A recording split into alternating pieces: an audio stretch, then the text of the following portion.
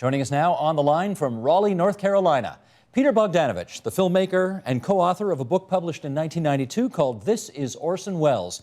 And Mr. Bogdanovich, it's good of you to join us on the air on TVO tonight. How are you? Good, good. Nice to be here. Glad to hear it. Well, you were, of course, not even 2 years old when Citizen Kane debuted on the 1st of May back in 1941, so I know you didn't see it then, but do you remember when you did see the movie for the first time? Well, I can tell you that in a second. I remember saying to Orson that when the first day of shooting, I was 1 year old, and he said, "Oh, shut up." When you did see the motion picture, did you immediately appreciate its significance? I saw it when I was 16. 16. Where you see, the picture came out in 41, but it didn't achieve any kind of notoriety really until around the mid-50s when they revived it in New York, and that's when I saw it, and it blew me away. It was the first time I really thought about a film being directed. I'd seen a lot of films, but I never sort of thought about the director, and I guess because Orson was so visible in the picture and so prominent, I thought, you sort of thought, well, this guy who's acting is the one who's back behind the camera also.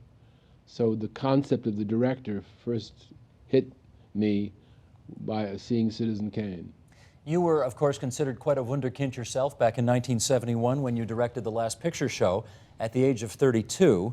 But Welles did Citizen Kane when he was 25. Have you ever truly figured out how a 25-year-old could have made that movie? No, it best staggers the imagination. I saw it recently. Just saw it about a week ago. It's still extraordinary. Not just that he directed it and co-wrote it, but also playing that extraordinary performance, that leading role, is amazing. He started in the theater playing older men. When he first was acting in Ireland, he played an old man in a thing called Jus Sus. And then he was good at playing older men on the radio as well.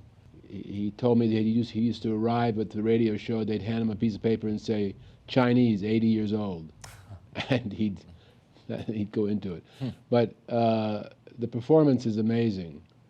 And the film is still very, very fresh.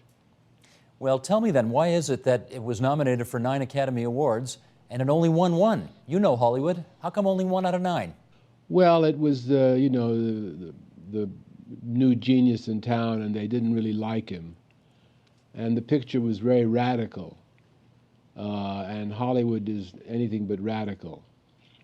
And How Green Was My Valley, John Ford's film, which did win Best Picture, is a very, very good movie. It's probably the best film that ever won Best Picture. So he was up against difficult competition. Also, both How Green Was My Valley, which won the Best Picture that year, and Citizen Kane are both about the dissolution of family, strangely enough. But while Orson's is extremely pessimistic, How Green Was My Valley is more spiritual. So I think if they were up against each other today, I think Ford would still beat him out. You say it was radical. What made Citizen Kane in 1941 such a radical picture? Well, the whole construction of the picture, there's elaborate flashbacks. It's really all told in flashbacks. Having 5 different people telling the story of what their experiences with Kane, with Charles Foster Kane, and then the transitions were unusual. The score was unusual. It wasn't a typical score. It was more like a radio score. And in fact, Orson, one of the great things he brought to the picture was his experience in radio. It has a lot of radio effects in terms of the overlapping dialogue, the music cues, and so on. So the black and white, the deep focus black and white photography, where you could see everything sharp, that was unusual as well. They used to say that Orson was the first person to have ceilings in the movie, which isn't true, because there's ceilings in How Green Is My Valley, and there was ceilings in Stagecoach and other pictures. But It was the first time the ceilings were so prominently featured, because usually you put the lights up there. That's why they don't show ceilings in movies. But Orson broke that barrier. How did you become friends with Orson Welles? Well, that's a long story. I don't think we have time for the whole thing, but I can tell you quickly. I was asked to do a monograph and a museum retrospective at the Museum of Modern Art in New York in 1961. It was the first Welles retrospective in this country, and I wrote an accompanying monograph. It was a very successful show. I didn't have any contact with Welles at the time. He was in Europe shooting a picture, and I sent 2 copies of the monograph to him and didn't hear a word. 7 years later, I was now in Los Angeles. I get a phone call, I pick it up, he says, "Hello, is Peter Bogdanovich there?" I said, "Speaking." He says, "Hello, this is Orson Welles." I said, "Oh, hello." He said, "I can't tell you how long I've wanted to meet you." I said, "Wait a minute, that's my line." And he said, I said, "Why did you want to meet me?" He said, "Because you have written the truest words ever published about me. Pause, in English." And anyway, he said, "What are you doing tomorrow at 3 o'clock? You want to meet me at the Polo Lounge at the Beverly Hills Hotel?" I said, "Sure." And I went over across the next day, and I met him, and we became friends. How did you stop yourself from becoming sycophantic with a guy who obviously was brilliant? Well, I think I was a little sycophantic. I had directed a movie by that point, so I had a little bit of a reputation. And I had just published a book about John Ford, a book of interviews with John Ford, who was Orson's favorite American director. And I brought him a copy of the book, and he leafed through it after we'd spent about 2 hours talking. And he said, "It's too bad you're such a famous director. Now you wouldn't like to do a nice little book like this about me." And I said, "I'd love to do an interview book with you." He said, "Fine, let's do it." And that's how that started. Of course, it wasn't published until 5 years after he died, 7 years after he died, but that's a long, long story, how that evolved. But the book that's still available, This is Orson Welles, is, I think, a very good reproduction of what he was like, because it's basically a long conversation between Welles and myself. I read an interview that you did for Salon.com, it's probably a decade ago now, in which you said, "He was a very dear friend for most of our association, and yes, his spirit ranges over everything." How so? Well, he was a big deal in my life, you know.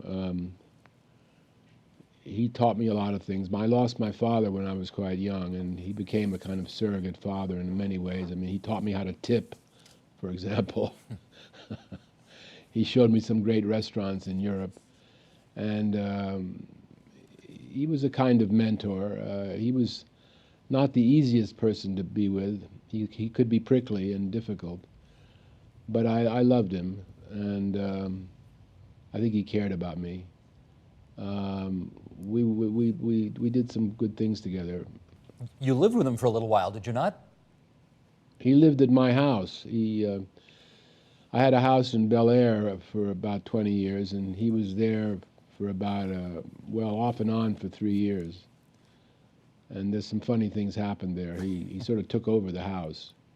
My favorite memory of him is him sort of moving quickly through my office on his way to his room, saying, "Dick Van Dyke is on." He loved to watch reruns of Dick Van Dyke.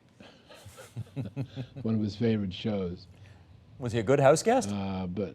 Well, yeah. I mean, you know, I can tell you a quick story. He had a sort of a wing to himself. He had a bedroom, bathroom, and a study. And Sybil Shepherd and I were living together at that time. So Sybil goes by his wing, and she smells something burning. She knocks on his door. She says, "Everything okay? I smell something burning." He says, "Oh, yes, everything's fine. Just would like a little privacy, please." So she said, "Well, I just hear something burning. I smell something burning." She says, "Just a little privacy, please." So that afternoon, after she had gone and Orson was out, the housekeeper says to me, she says, "I think Mr. Wells had an accident," and she holds up his terry cloth robe, and there's a big burn hole through his white robe. It seems he had put his cigar into the pocket of his robe, and it was still lit, and it caught on fire. And he took it off and threw it into the bathtub, but he missed the bathtub and got the carpet, and that burned a little bit too. But 2 days later, he gave Sybil a present. She opened it up, and it was a beautiful book about opera. She loves opera. And in it, he had drawn a picture of a house burning and a ladybug in the foreground screaming. And underneath it, he wrote, "Ladybug, ladybug, fly away home. Your house is on fire, and so is your house guest. Love, Orson." That's good. That's good. That's good. Tell me this. Let's come full circle here and return to Citizen Kane. Do you think it was his best ever film? No, he didn't think so. He hated to talk about Citizen Kane because it's the only movie anybody ever really got a chance to see. Because a lot of his films a lot of his subsequent films were not really distributed properly. I think a picture he made in 1966 called Chimes at Midnight, which is the story of Falstaff, Shakespeare's Falstaff, is in many ways a greater film, but nobody's seen it. I like his Othello very much as well. And Magnificent Ambersons is a great film, except that it was recut by the studio, so only the first hour is what Wells had in mind.